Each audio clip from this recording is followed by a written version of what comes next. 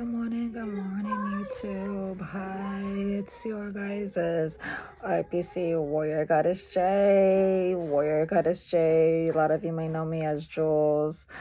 A lot of people also know me as Red, R-E-double-D. Not the spelling red, so I add an extra D. Those of you that are new to my YouTube channel, I am grateful for you guys being here. Thank you for jumping on to follow me on my journey and my story as a model, mom, friend with life with relapsing polychondrite. As I promised, there have been no dull moments here.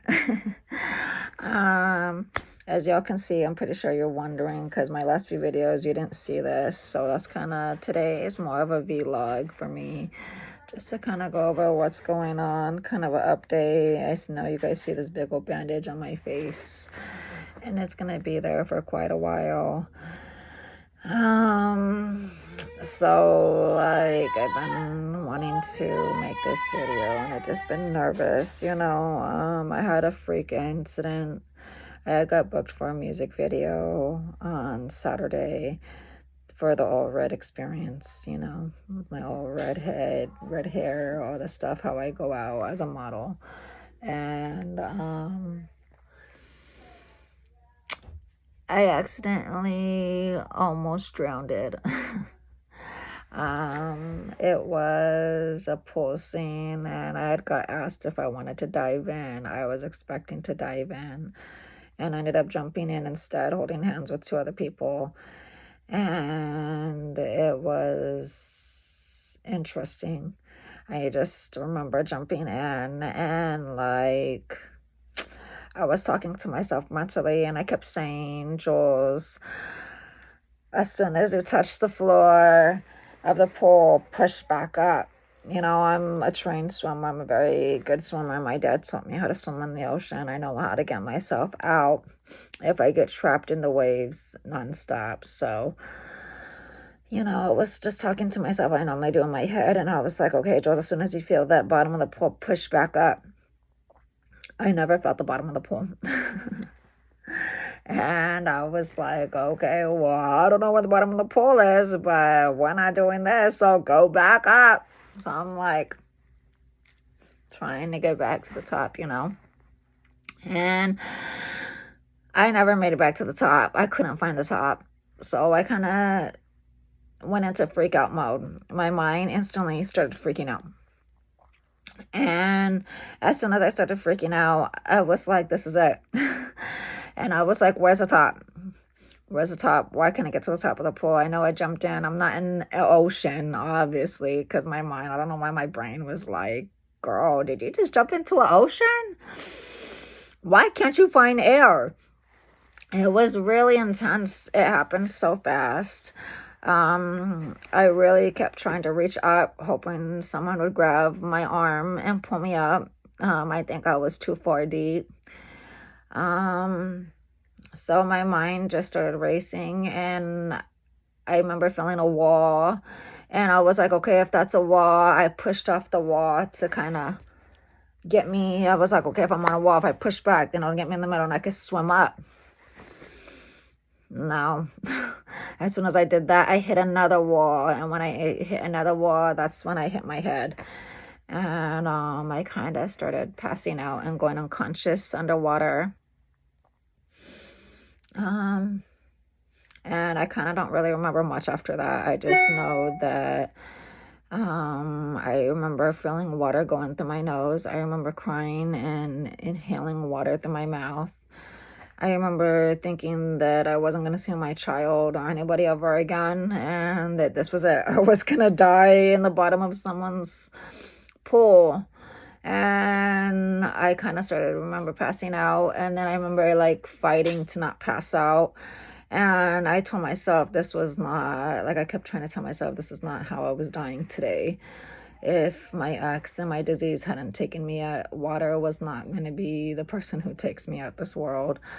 So I just, honestly, I just really kept fighting for my life. I don't really remember how. I just know there was like this energy inside me that just told me not to give up. And I just was like praying to God someone was going to come get me. And I just kept struggling and fighting. I just remember feeling like I was going like this, like feeling where I was at, because I couldn't open up my eyes. I was scared to lose my prosthetic glass eye, so I kept my eyes shut. And I don't know how long I was under, to be honest with you. And eventually just started kind of remember passing out. And then I remember feeling gravel. Next thing you know, my head popped up and I finally found air. I don't know, honestly, how long I was under. If I could guess, maybe 3-4 minutes. I don't know even if that's the right amount of time that I was really under. I haven't really asked nobody, to be honest with you.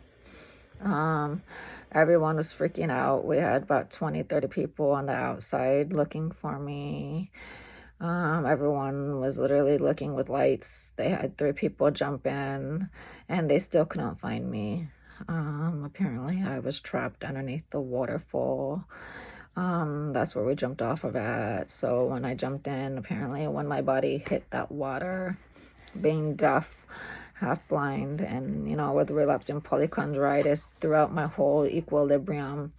So when it did that, it automatically made it hard for me to figure out my surroundings.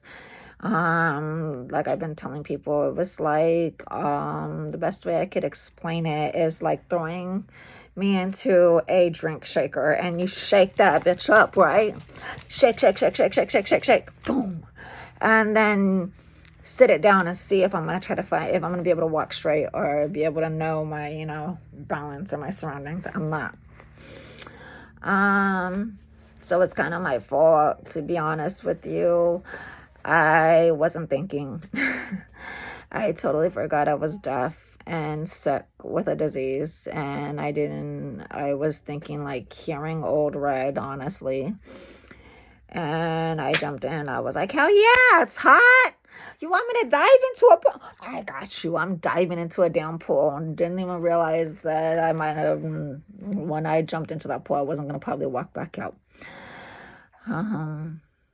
It was the scariest moment for me, to be honest with you. I don't even know how I feel. I'm still a little bit traumatized. I'm trying not to let fear set in and scare me from getting back into a pool or swimming because, my dad trained me. My dad showed me everything to avoid something like this happening. So I'm like, kind of think I'm beating myself up for the fact that I feel like I should have known better and I didn't do as good as I should have. But I am proud of myself because, I didn't give up. I didn't pass out and I stayed fighting. Otherwise, I probably wouldn't be here today making this video for y'all. It did give me a sense of what I'm fighting for and how precious life is and how in a blink of an eye something can change or be taken from you, even if it's your own life. I'm just grateful that I'm still here, to be honest with you. That was the scariest feeling I could have gone through, knowing that I experienced death. Almost like, well, I did in a sense. I don't know. I was looking it in the face, I guess, in a way. And it was just a lot. I'm still working through it. I haven't told my therapist yet, but I'm planning on it once I see her. And I'm definitely working on making sure this fear of water doesn't set in and stay here because it's not allowed to stay. I've never had a fear of water and I'm not going to start now at age 30. But yeah, so that's kind of what I'm dealing with at the moment. So for now, you guys might see this. I'm hoping I can take it off soon. I know my face is going to scab up. It's pretty bad how it looks. And, at least I didn't need stitches or nothing, but I am dealing and recovering from my head concussion. I pretty much knocked myself out once claustrophobia and anxiety set in and not being able to breathe. Like everything felt like it was closing in on me and I was just freaking out. I just wanted air again. So, when they were able to find me eventually. And when they did find me, they found me underneath the waterfall and I was out of the water laying flat like this because I was trying to process what just happened. I was trying to process how I almost drowned. I was trying to process how I had to fight. I had to process how I just saved myself from drowning. And I don't even know how that was even possible. And on top of that, just trying to be appreciative and get every single piece of air breathed back into my body, because I really thought I was never gonna get another breath of air. I really didn't think I was gonna get another breath of air. I didn't think I was gonna see anybody's face again. And the first face I saw was one of my girls named Alicia. And I was just so grateful to see a face that I knew. I was just like, oh my God. I'm so grateful to see you. Like, you don't even understand how grateful I am. And it's just a lot to process. I'm trying to take my time, and sorry guys, somebody was calling and interrupted my video, so now I'm going to have to piece it together. I'm trying to process everything, honestly. It's just very emotional. It's very scary, honestly. Other than that, I mean, I really had fun for the music video. I just think I need to take it slow. I really need to start processing that I'm no longer the same person I used to be, I am deaf, I am half blind, I'm not hearing. Things that I used to do, I probably can't do it, or I got to do it with a precaution, you know what I mean? But that's pretty much it, so I am kind of recovering from that at the moment. I am hoping that my head heals fast, and I'm trying to make sure that my fear of water doesn't stay here and doesn't sit in permanently. So I could please use all the prayers, wishes. I want to let it stop me from what I'm doing. So I can promise you I'm still going to be making content and everything. I'm appreciating life a lot more. I was already appreciating life before, but I think this really is the cherry on the cake that's going to make me really live in my purpose. Like, I just don't want to waste no more time, especially seeing how quickly I was almost taken within a blink of an eye this past weekend. Like, I had almost 30, 40 people looking for me. Knowing that they realized I went missing underwater, it was scary because I really felt like no one was going to come for me. I didn't think nobody noticed. I didn't know if nobody noticed or not. I was just telling myself if they didn't, then I had to fight for myself, because I can't let myself die like this. So I had to fight, and I fought until I got to air. I don't know how I did, but I did, because I didn't think nobody was coming for me. That's the worst feeling, is thinking nobody's coming for you, nobody noticed, and that's really how I felt. I'm not saying they didn't, because they did. Obviously, they had people jump in, and people were looking for me on the outside, and 3 people jumped in. One of them being my girls, Talisha, like I said. She kept her eyes on me when she saw that I hit my head. She jumped in. They just couldn't find me once I hit my head. So it was a lot. I made it out though. I'm here. I'm alive. Like I tell y'all, I'm a fighter, and even in those last moments, I'm not gonna stop. I promise you, even in those last moments, I'm not gonna stop. And even in that moment where I did almost lose my life, I don't know how, but I swear, y'all, I'm gonna keep fighting until it's my time. And even then, when it is my time, I'm gonna fight.